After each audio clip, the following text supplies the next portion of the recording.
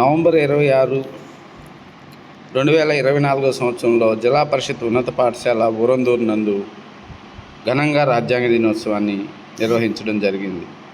ఈ రాజ్యాంగ దినోత్సవంలో భాగంగా భారత రాజ్యాంగాన్ని ఆవిష్కరించడం జరిగింది.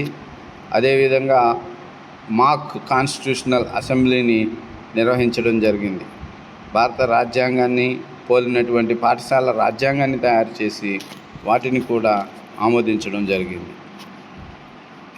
అందులో 193 మంది విద్యార్థులు ఆనాటి రాజ్యాంగ పరిషత్ సభ్యుల వలె వేషధారణలో హాజరవడం జరిగింది.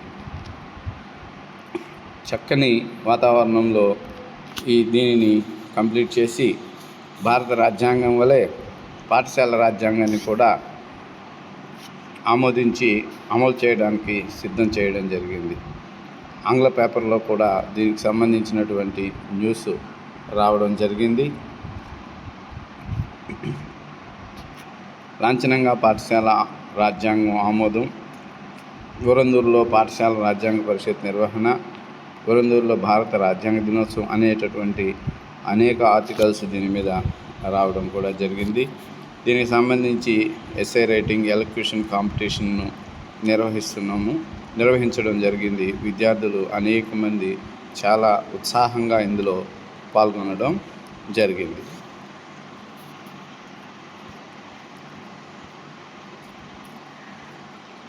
పాఠశాల